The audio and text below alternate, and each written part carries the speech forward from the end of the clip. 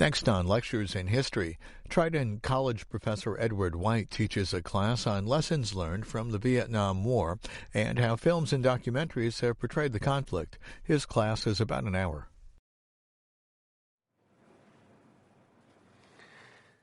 Today is the last class in our 8-part course called Vietnam War, the History, the Movies, and the Music.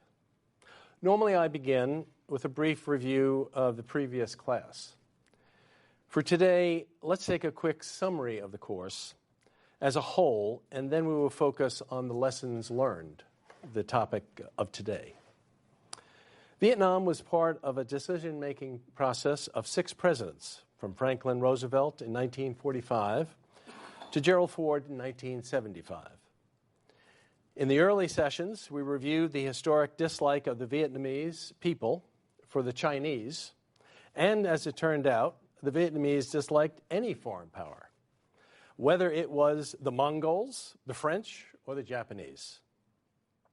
We learned that Franklin D. Roosevelt was convinced that Vietnam, or Indochina, as it was called at the time, should be a trusteeship until a government could be formed. As a new president, Harry Truman was pressured from conditions in Europe so as to let France recolonize Indochina. France would not last and pulled out of Indochina after their defeat by the Viet Minh. The overall context of our involvement in Vietnam was the Cold War. The U.S. needed to fight back any Soviet incursion throughout the world. Truman was funding any anti-communist government. We also need to recall that in the 50s, it was a time that the Catholic Church was very anti-communist, and later Senator McCarthy was finding communists in the State Department, or so he said. Eisenhower then started talking about the domino effect. That is, if one country in Southeast Asia falls, they all tumble. He elaborated this idea in a press conference. Kennedy also repeated this theory of the domino effect, but he did not believe it. Dwight Eisenhower continued to support South Vietnam after the Geneva Accords. He agreed to continue putting a small amount of advisors into Vietnam. John Kennedy continued to increase the number of advisors, and he increased military aid to South Vietnam. We learned in a prior class that Kennedy would not have had the United States remain in Vietnam. And in fact, he had specific plans for a withdrawal of the advisors. After John Kennedy's assassination, Lyndon Johnson rescinded the JFK order of withdrawal. As in the case of Kennedy, Johnson was concerned about the upcoming election to guide his options in Vietnam. Even after winning the election of 1964, LBJ was not clear about what to do with what he called the little shit country in Asia. The tapes and the documents of the time indicate he knew he could not win in Vietnam. He nonetheless chose war. When Nixon was elected in 1968, he ordered the strong-arm technique of massive bombing to bring the North Vietnamese to the peace table. From the statistics we reviewed in class, we learned that the bombing became unconscionable, particularly when Nixon admitted in what was dubbed the Zilch memo that bombing had no effect in the conduct of the war. Nonetheless, Nixon continued the bombing in order to have an effect on the upcoming election of 1972. As has been our practice throughout this course, we have used music and film as examples of the culture of those who served in Vietnam and the United States. It is a reflection of the social history during wartime. So let's listen to some music quietly, because there are other classes going on, and right next door, they're giving tests.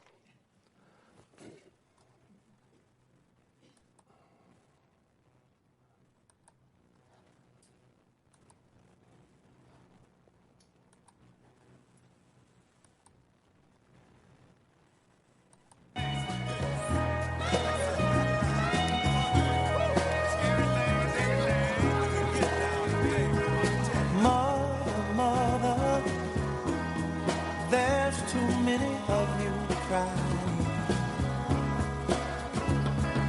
Brother, there's far too many of you dying. You know we've got to find a way to bring some loving here today. Yeah. Father, we don't need to escalate. For today's class, we're going to cut short our normal playing of the song in the movie. From our last musical example, let us turn to Marvin Gaye and his popular song, What's Going On? The song was released in May of 1971. The song was originally written by Obie Benson, but revised by Gaye. Benson had witnessed anti-war activists being beaten by the police and posed the key question, what's going on? This idea was picked up by Gaye in a concept album, which was further developed from letters that Gaye received from his brother, who was serving in Vietnam. At the time, Marvin Gaye was experiencing domestic troubles by going through a divorce, and added to that, Gaye's lead singer was dying. What's Going On was later voted as one of the best albums of the 20th century. The song received numerous awards. The Library of Congress designated it as one of the best 50 best recordings. The lyrics reflect a combination of anti-war sentiment and racial injustice. And now for our last movie, Good Morning, Vietnam. Okay. Good morning, Vietnam! Hey, this is not a test. This is rock and roll. Time to rock it from the Delta to the DMZ. Is that me, or does that sound like an Elvis Presley movie? Viva Da Nang. Oh, viva Da Nang. Da Nang me, why don't they get a rope and hang me? Hey, is it a little too early for being that loud? Hey, too late. It's 0600. What's the O stand for? Oh, my God, it's early. Speaking of early, how about that Cro-Magnon, Marty Drywitz? Thank you, Marty, for silky smooth sound. Make me sound like Peggy Lee. This is AFPN, rocking you from the Delta to the DMZ.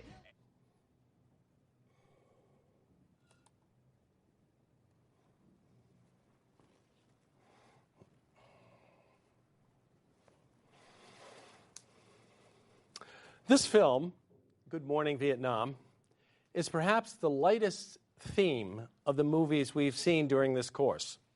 The film was released in January 1988 with a budget of $13 million and box office receipts of $124 million. The plot is about a DJ, Adrian Cronauer, landing in Vietnam from the island of Crete to serve in the Armed Forces radio. This is the fact. The rest of the film is pure Hollywood. Cronauer died in July of this year and was really a conservative guy. In the movie, Robin Williams depicts Cronauer as an irreverent, funny, unsoldier-like character. Good Morning, Vietnam portrays a guy who meets a Vietnamese girl who happens to be the sister of a local Viet Cong soldier. The Viet Cong brother pulls the DJ out of a VC bomb plot in a bar. In the Hollywood version, Cronauer is portrayed as wildly popular because of the antics he uses when he plays records. Robin Williams improvised all of the scenes as the DJ. The first sergeant of the command is jealous of Cronauer's antics and sends him into the field knowing or hoping he might get killed. The Viet Cong brother saves him yet again. The late Robin Williams won a Golden Globe Award as Best Actor. He was nominated for an Academy Award. The film is number 100 on the 100 funniest films of American films. And now, let's turn to the lessons learned from Vietnam. To do this, we will look at 6 perspectives: political, military, veterans, peace activists, scholars, and the commercial media. Beginning with the political lessons, we learned in prior classes what LBJ thought of the Vietnam War. He continued with the overall idea of fighting communism. One aide called Johnson 18 people in one man. He was endlessly complicated, and a lot of other things. When he became president, he really did not know what to do. And early on, Robert McNamara, the Secretary of Defense, also had no idea what to do with Vietnam. But together they plunged forward. Frankly, LBJ was looking toward the election of 1964.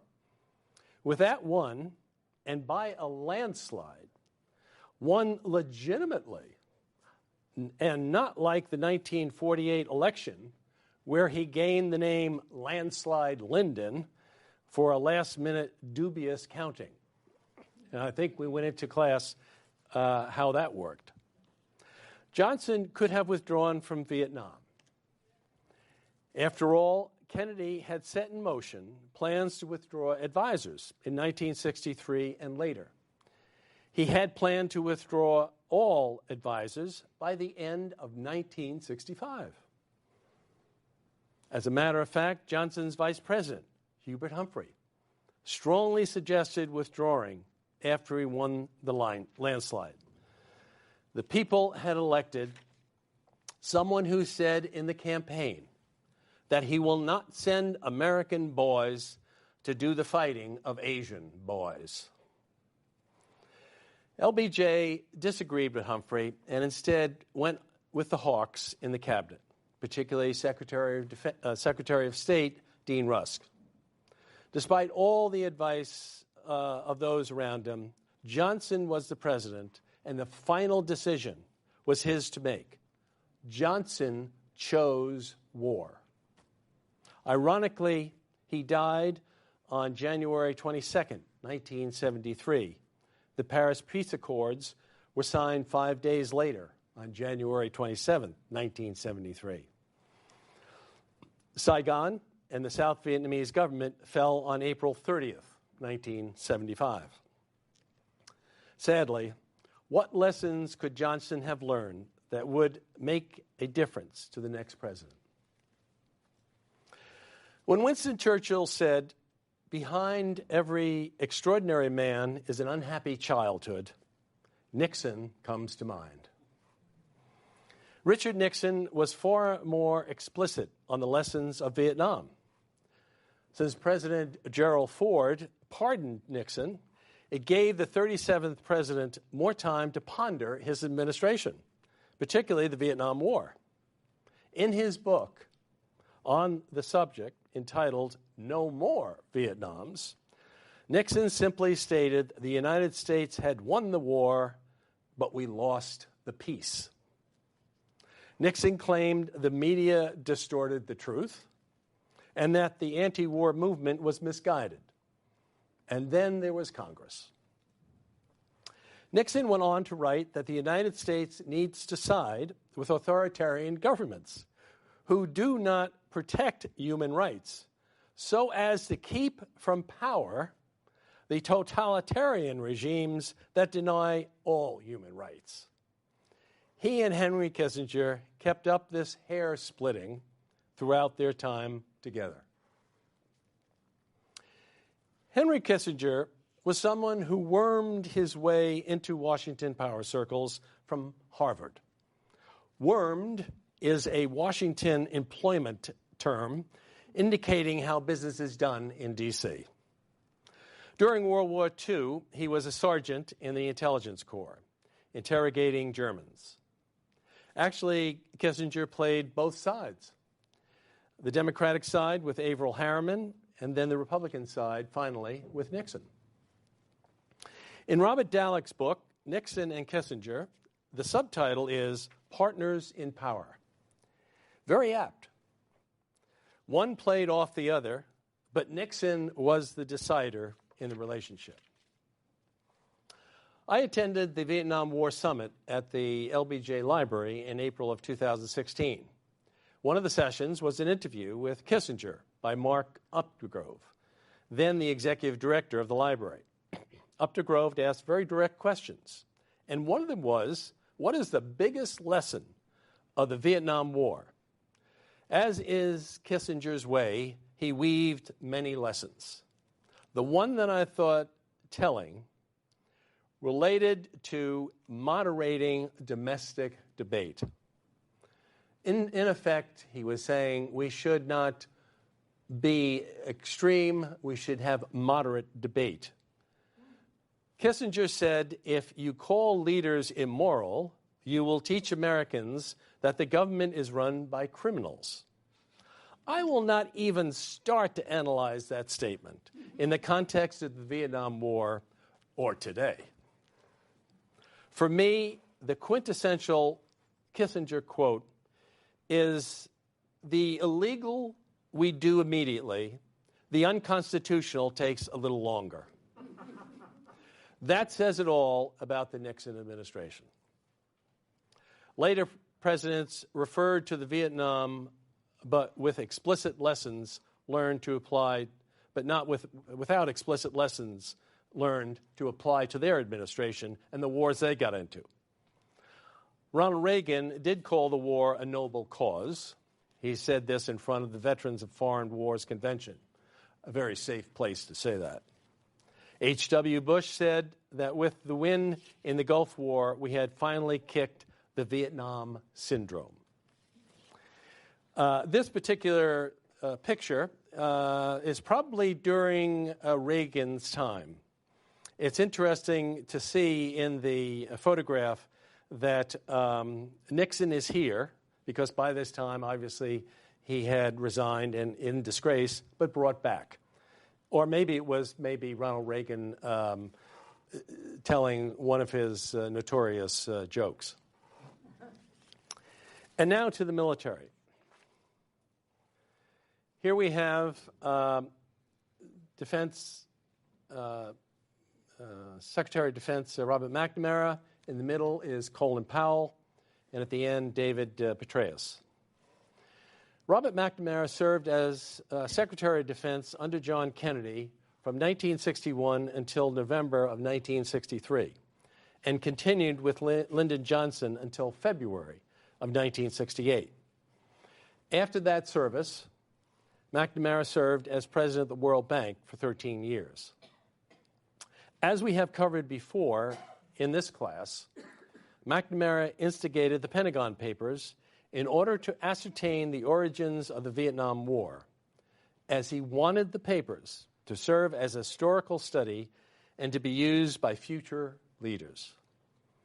After leaving the Johnson administration, McNamara remained silent about the war. In 1995, he came out with a book entitled In Retrospect. One chapter in the book is called The Lessons of Vietnam. In the chapter, McNamara states that the United States should have withdrawn from Vietnam in late 1963 or late 1964. He may have been referring to the proposed Kennedy withdrawal that we previously discussed. McNamara goes on to state 11 major causes for our disaster in Vietnam, and he cites 5 goals that nations should aim toward before going to war. In the book, he also goes into why we should intervene in other nations. In essence, McNamara states the military and civilians did not play well together. He concludes all of his lessons and goals with a final analysis. That is, the Vietnamese had to win the war themselves. McNamara was also featured in a documentary called The Fog of War, produced in 2003. In this film, he offers 10 more lessons with an additional commentary on 11 other lessons.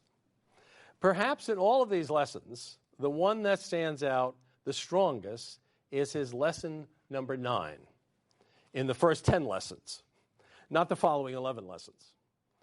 Are you getting the message that McNamara has a lot of explaining to do? In any event, his 9th lesson goes as follows. In order to do good, you may have to engage in evil. Where have I heard this before? Colin Powell graduated from City College of New York as a second lieutenant for the Reserve Officer Training Corps, better known as ROTC. He served in Vietnam as an advisor from 1962 to 63, and later from 1968 to 1969 as a major in the Americal Division. After returning from Vietnam, Colin Powell earned an MBA from George Washington University in Washington, D.C. He rose in the Army ranks to be the first 4-star African American as chairman of the Joint Chiefs of Staff, as well as the youngest, 52, and the first ROTC graduate. Powell served in the Nixon, Carter, Reagan, H.W. Bush, and Clinton White House. Powell served as Secretary of State during the George W. Bush presidency. This distinguished professional said, the lesson of Vietnam was to make sure the United States knows what we are getting into before our country goes to war. He went on to say, don't fight a war with another country that has greater investment in it and a greater cause than ours. This advice is known as the Powell Doctrine. Powell has said that after the United States invests a military force in a war, both political and diplomatic efforts are also to be considered. Colin Powell has said the objective of war needs a political base. Finally, he said that once there is a sound military objective, there has to be decisive force to support it. Our last military person, David Petraeus, was a major in the Army when he received his PhD from Princeton University. His thesis was entitled, The Lessons of History and the Lessons of Vietnam. Petraeus worked his way up the Army ladder to become a 4-star general and director of the CIA. He said that senior generals have drawn 3 lessons from the Vietnam War. 1, there are finite limits of American public support from U.S. involvement in a protracted conflict. 2, that civilian officials are responsive to influences other than objective conditions on the battlefield.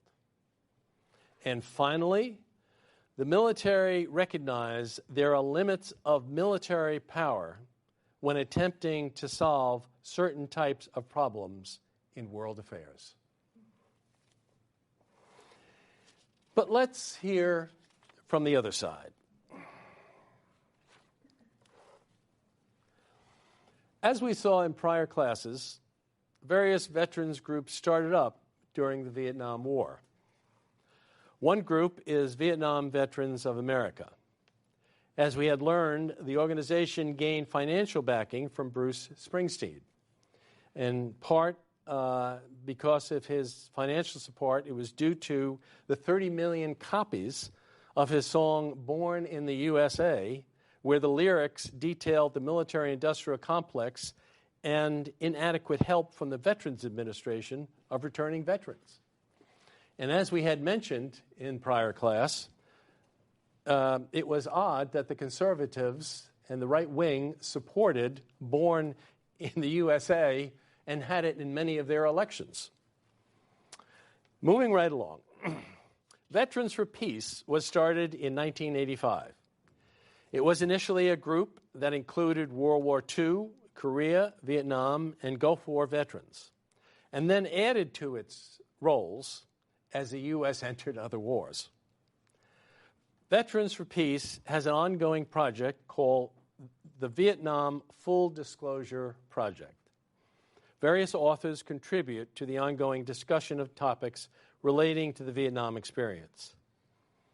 In the report Full Disclosure, Truth About America's War in Vietnam, W.D. Erhardt, a Ph.D. teaching at Haverford School in Philadelphia, summarizes one major viewpoint by saying, the one lesson that no one in power in Washington seems to have learned is that no amount of military might can achieve goals that are incompatible with the beliefs, desires, and cultures of those at the other end of the rifle barrels and the Hellfire missiles, and are thus unrealistic and unachievable.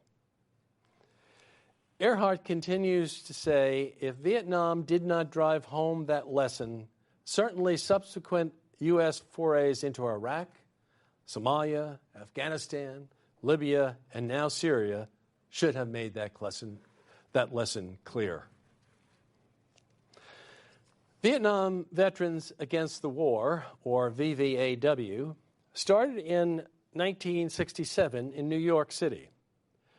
The organization grew as Vietnam veterans returned from the war. The organization sponsored the Winter Soldier Conference in Detroit, Michigan, to talk about the various atrocities that happened in Vietnam. One of the high points of the VVAW was in April 1971, when John Kerry testified before the Senate Foreign Relations Committee when he posed the question, how do you ask someone to be the last man to die in Vietnam? The Vietnam Veterans Against the War message was, among other ideas, that the war was a mistake, that the military-industrial complex ruled the conduct of the war. In May of this year, I attended a two-day conference at the University of Notre Dame, sponsored by the Kroc Institute for International Peace Studies. It was the first time the anti-war movement got together in an academic setting to discuss the impact of the anti-war movement within the military during the Vietnam War. It also covered the Iraq War as well. For me, I was not aware of the GI Press, a newspaper, circulated on military bases, the coffee houses off base fostering discussions on the Vietnam War, and dissent by the POWs. I also met Susan Schnall, who was an active duty Navy nurse who was court-martialed for her war resistance work. Who knew? Who knew? And finally, perhaps, the Mansfield Amendment can be put into the column of anti-war and peace activist. Probably this is my choice. On June 22, 1971, the amendment, which called for the mandatory withdrawal of U.S. forces from Indochina 9 months after the Senate bill was passed, and an end to all military operations after the release of all American POWs. The vote on the amendment was 57 to 42. And now, let's spend time with those who spend all their time on this particular topic. Tim Snyder, a historian at Yale, has said, people think historians are off reading dusty books. After you read all the dusty books, you see certain patterns, what fits together and what doesn't. A historian will never look at a problem and say, this is entirely new. A historian will try to find familiar aspect of a problem. So let us bring in 3 diplomatic historians to give their assessment of the problems of Vietnam. Our first on your left is Frederick Longval, a Cornell historian and a Pulitzer Prize-winning author of Choosing War and the Embers of War. Both books are on the Vietnam War. Longval has said that the United States administration, which includes the military establishment, made two mistakes in Vietnam: hubris and ignorance. With hubris, leaders were telling themselves the U.S. had not lost a war before Vietnam. The North Vietnamese were wearing pajamas, and we were the mighty. He wrote that our ignorance spoke volumes of not understanding the history of Vietnam and the consequent mistakes for not knowing this history. In the end, Longval writes, there was a permissive content to the Vietnam War on the part of Congress, the press, and the American public. The Senate was skeptical, but members did not act on that skepticism, nor did Congress want to challenge the administration. The press stopped questioning the war once the troops were committed. Acceptance of the war became a rally around the flag. The American public was largely apathetic. They were too busy in their daily lives. The war was far away in a jungle, and it was better to trust the leaders. And I emphasize that in terms of trusting the leaders. The key lesson of the Vietnam War, Longval says, is to educate ourselves as citizens and to demand of our leaders that the military option should be a weapon of last resort. The middle scholar is Marilyn Young. The late Marilyn Young, professor of New York University, has written numerous books, including one entitled The Vietnam Wars, 1945 to 1990. Dr. Young has said what leaders should have learned from Vietnam is that advanced technology and military force cannot solve political problems that arose during and before the old colonial era when Europe ruled the world. She posed the question, if the concept of credibility had entered the discussion, would the U.S. be a superpower? And if they had not defended the South Vietnamese against communism? In her book, Dr. Young quotes one of Robert McNamara's assistants, John McNaughton. Perhaps said it best when he described why the U.S. was in Vietnam. He said 70% to avoid a humiliating defeat, 20% to keep the South Vietnamese territory out of Chinese hands, and 10% to permit the people of South Vietnam to enjoy a better, freer way of life. Kind of different from the messages that we received during that period of time, huh? In another book, Marilyn Young also describes how little most Americans in and out of the corridors of power really knew about Vietnam itself during the war. There was also little scholarly attention given to Vietnamese history. The third scholar, Dr. Christian Appy. He teaches at the University of Massachusetts. He's the author of a number of books on the Vietnam War. The most recent book, American Reckoning, develops the idea that the Vietnam War shattered the tenet of American national identity, meaning the broad faith that the United States is a unique force for good in the world, that the U.S. is superior not only in its military and economic power, but in the quality of its government and institutions.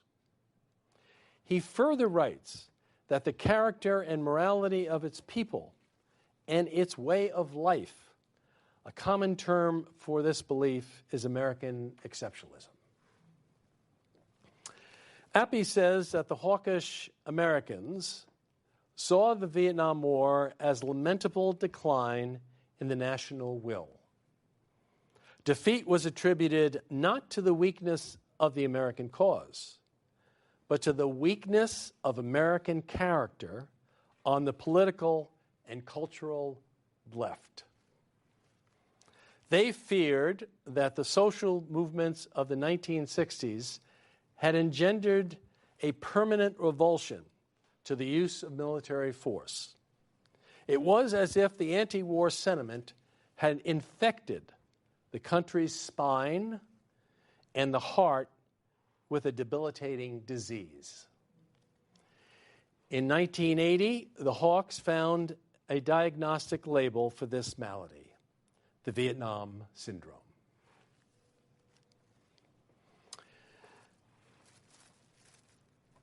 How would the average citizen learn about the history of the Vietnam War?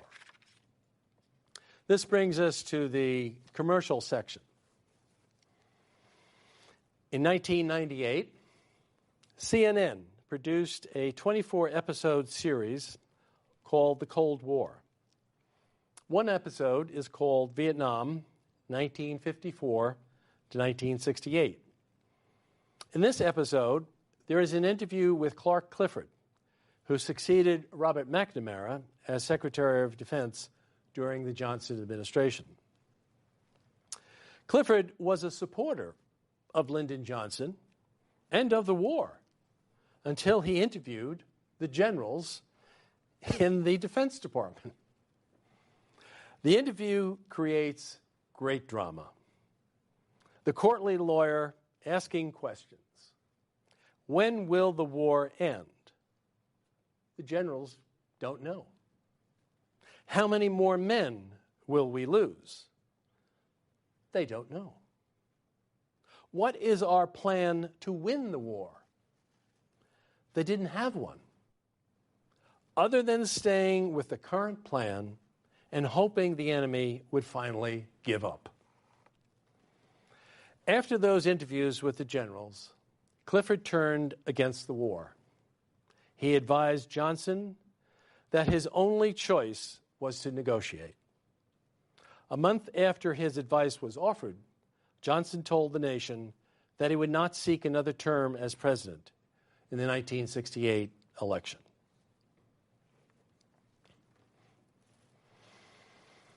In 2012, Oliver Stone, this is the fellow in the middle, who served in Vietnam, by the way.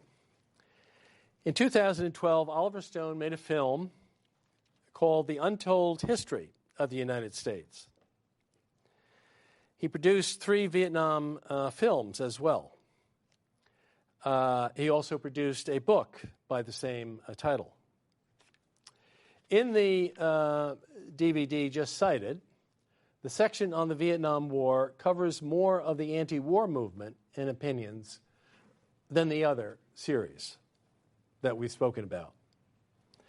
In the film, Noam Chomsky of Boston University states that the war is called a defeat because the military did not achieve turning Vietnam into the Philippines.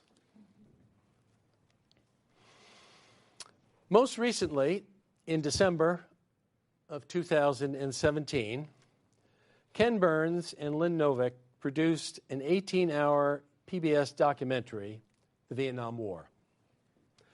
Supposedly, the documentary reached 34 million viewers. This documentary had a $30 million budget. The series was passed over in the nominations for exceptional merit in documentary filmmaking, but Burns and Novak won the Primetime Emmy Award for directing for nonfiction programming and Jeffrey Ward for writing the script and the book. The award was for episode 8, called March 1973 and Onward. James Russell, who teaches political science at Portland State University, observes that the series' main message is that the troops fought valiantly in a mistaken and losing war. He notes there was an absence of academic experts, academics hate that, weighing in on the meaning of the war. Russell notes that the anti-war movement was suspect in their motives. They were being mildly unpatriotic and anti-soldier. The Burns-Novak series presents the Vietnam War as well-intentioned mistake by American policymakers. Or as Ken Burns said, it was begun in good faith by good men. When the average citizen views the commercial approach to the war through the various commercial productions, something is missing and incomplete, and in some ways biased. Before we go on to the next and actually the last section, are there any lingering questions from what we've talked about so far?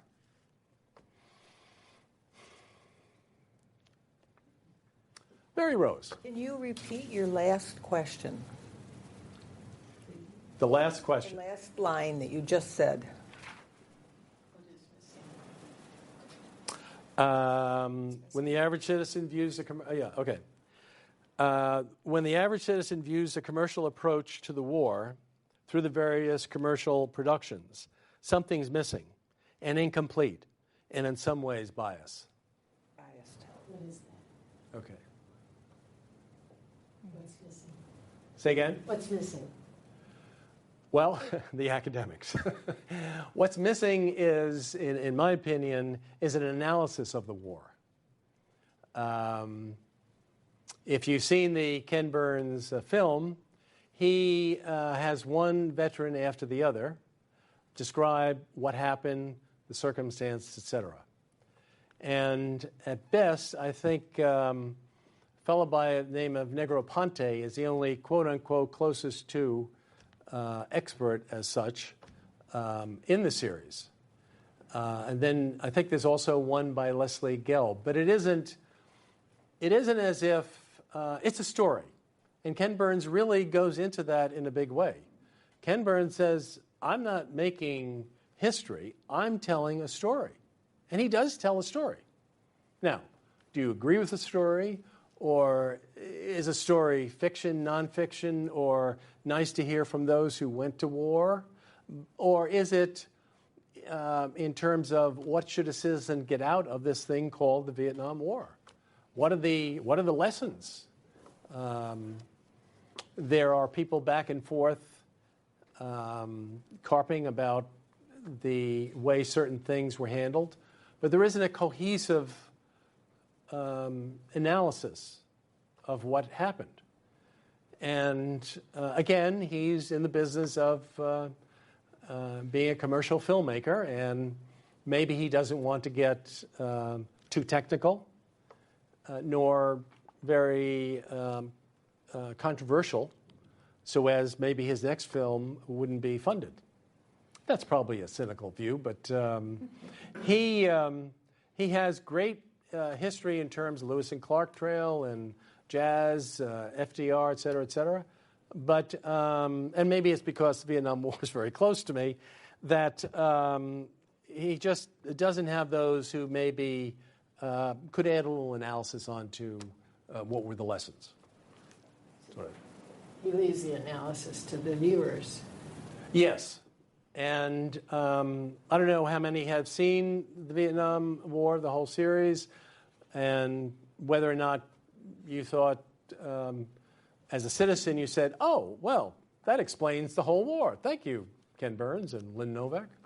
I suspect not, but it is a war, and it's something that ought to be analyzed. Why do we get into it? And et cetera. Yeah, I mean, it makes war sound stupid, and evil. Mm-hmm. It makes the makers of war sound stupid or self-serving. I don't know. That's just one viewer's analysis. Yeah. And as we had discussed in class over the last 7 classes, there were things that, could have been done differently. We brought out the one business that JFK would have gotten out of the war, had specific plans. And remember, I brought in the documents from the National Archives specifically saying that. They asked, by the way, Henry Kissinger at the summit about that question. Do you think JFK had any plans to get? Oh, no, not at all. No. In his usual Austrian thick accent. But there's just there's more that could be done because we're giving our troops up to harm's way. It's my opinion. Stephen. Would you like to summarize what you see as the lessons of Vietnam? No. Not right now, oddly enough. That is the next section, in part, that you can see from that what lessons I have learned. And in part, as my wife says, a lot of the biases comes out in terms of describing various positions. But yes, Manny. And you being the scholar in the room who experienced Vietnam War, followed it passionately for all these years since, and studied for this topic for our benefit, of course. The point comes to mind, the bias, that portion. Do you think that somehow, by mistake, we slid into same bias that the Western colonials had about the other people who should be civilized and saved and Christianized? Did we slide after Second World War into that position in Korea and then again in Vietnam? And therefore, inexorably, they had to fail and leave in embarrassment, same as previous colonial power. Mm-hmm. Do you get that bias got us into it and we had to come out in embarrassment?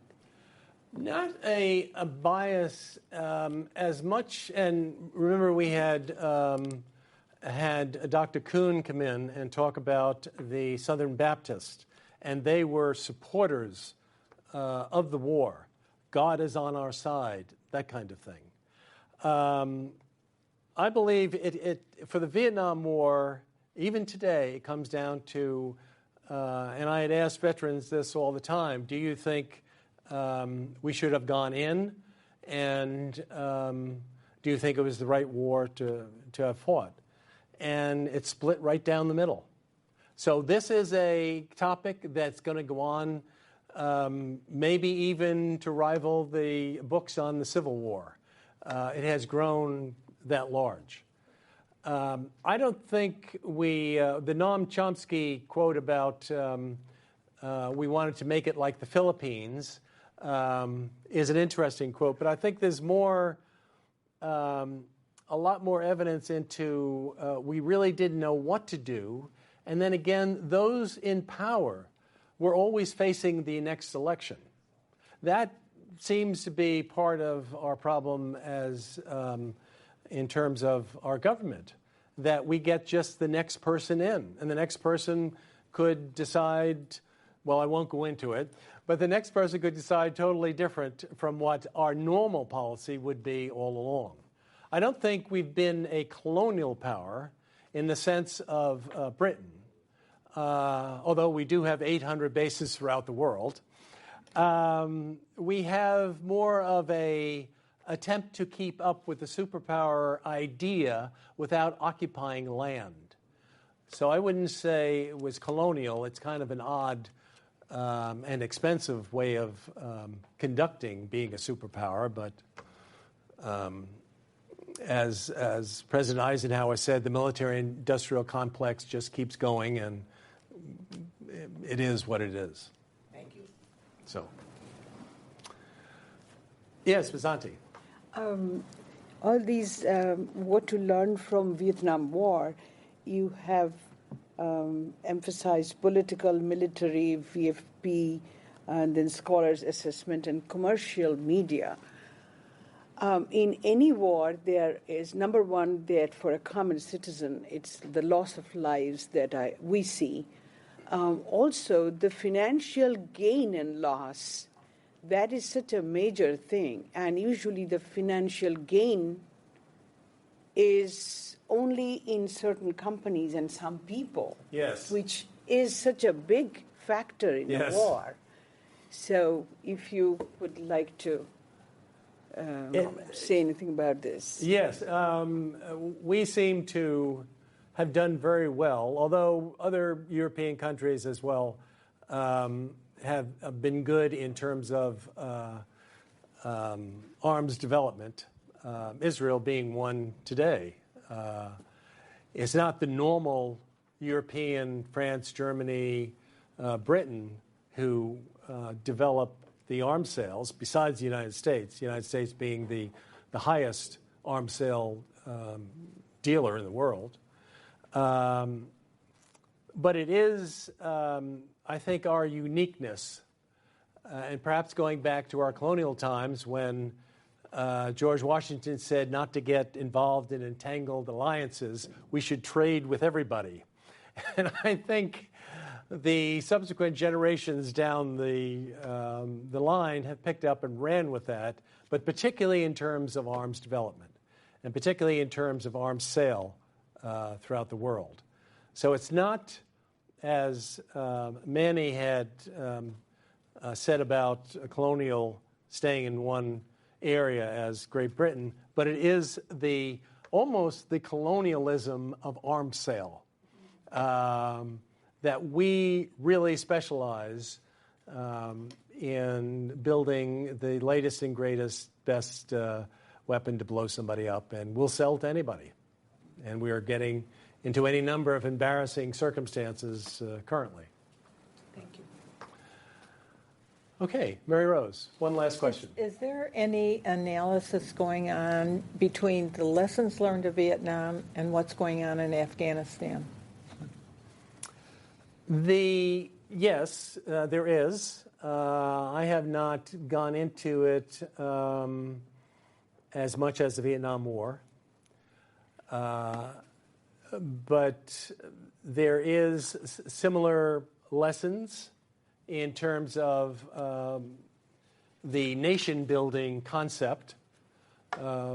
We had wanted to save the South Vietnamese from communism, to build up their nation to be anti-communist, and we wanted to build up Afghanistan similarly against whatever jihadist or group that we didn't like at the time.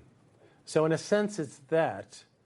And in a sense too, the insurgents we created as a result of all the bombing in South Vietnam is very similar to all the bombing that goes on in Afghanistan. We are creating in Iraq and Syria, and I mean on and on, more insurgents as we blow more people up. Smart bombs really are not smart. But we're working on that, and the military-industrial complex, I'm sure, will come out with a new and better weapon very soon. Okay, let's get into the legacies of war. What can be said about these legacies of the Vietnam War, or any war, other than death and destruction? Here are several legacies that stand out to me as someone who has served in Vietnam and studied the history of the war. The Vietnam War Memorial in Washington, D.C. currently has 58,318 names. The memorial is one of the most oft-visited sites in our nation's capital. Then there's a legacy of Agent Orange. President John Kennedy first approved the use of Agent Orange in Vietnam. There are many colors to the toxins. There's a blue, there's a purple, there's a white, but the color orange was used to defoliate the jungle. Today, the Vietnamese continue to suffer the effects of Agent Orange. As physicians and medical researchers are finding out, the toxins last over many generations. It's not just those who had inhaled it or got into their skin, but it's their children, and they're finding their grandchildren. One recent piece of legislation proposes disability coverage to sailors who served on ships off the shore of Vietnam. While it took years for the Veterans Administration to admit the impact of toxins on soldiers who had put boots on the ground in Vietnam, they now realize that the Navy also suffered the effects of Agent Orange. The toxin flowed into the soil in Vietnam and into the rivers in Vietnam and then out to sea. The Navy used the water with minimal filtering for cooking and washing on the ships. Now the VA has recognized Agent Orange in naval personnel, or as they are called, the Blue Water Veterans. The environmental degradation of Vietnam is extensive. This is one of the lasting legacies of the Vietnam War. Perhaps the domino theory, which formed the early reasons for committing troops to Vietnam, remains just that, a theory. Nonetheless, a defeat of the United States, a superpower, by insurgents encouraged others throughout the world. Pierre Asselin of San Diego State University makes a good case for the energy created in the non-aligned movements in the third world countries. He cites Che Guevara calling for more Vietnams. The Palestine Liberation Organization, the PLO, drew lessons and strength when America's enemies won the Vietnam War. Dr. Asselin has said that overall, 14 revolutions ensued worldwide in 7 years after the U.S. extrication from the Vietnam in 1973. So, in effect, the domino theory is of no consequence for the mere, 6 countries it was going to conquer. The creation of a sense of we can actually defeat a superpower occurred throughout the world, as Dr. Asselin has detailed in his books. The press had a free rein in Vietnam to go anywhere in the country. As a result, the journalists' firsthand experience told a very different story than the military press releases coming out of Saigon during the war. The military learned this lesson well. After Vietnam, journalists are now embedded into combat units to protect them, but also to protect the stories they write. The unpopular Army draft ended in January 27, 1973, and now the military consists of only those who want to be in the rank and file. The all-volunteer Army goes anywhere they are ordered without dissent of the mission. On July 12, 1995, President William Clinton was the first president to recognize the Socialist Republic of Vietnam. In April 1997, Pete Peterson, a prisoner of war who served 6 years in the Hanoi prison, was the first United States ambassador to serve in the Socialist Republic of Vietnam. Peterson served as ambassador until 2001. On March 15, 2018, the U.S. aircraft carrier visited Vietnam for the first time since the end of the Vietnam War. And here in Illinois, the standard textbook for high school students is entitled The Americans, Illinois edition. It has a section on the Vietnam War and contains a section on the legacies of Vietnam. The chapter cites the positions of the Hawks and the Doves and mentions the War Powers Act. The War Powers Act, passed in November of 1973, stipulated that a president must inform Congress within 48 hours of sending forces into a hostile area without a declaration of war. In addition, the troops may remain there no longer than 90 days unless Congress approves the president's actions or declares war. The book states that cynicism and suspicions of government began with the Vietnam War. In summary of this course, the history of Vietnam, movies and music, we should turn back in America's past to reflect on the lessons of history. Our second president, John Adams, said, "Power always thinks it has a great soul and that it is doing God's service when it is violating all his laws." With that thought from American history, we conclude this course. Thank you for attending, and we'll see you next semester.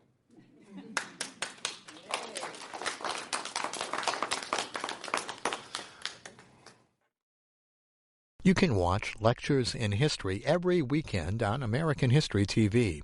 We take you inside college classrooms to learn about topics ranging from the American Revolution to 9/11.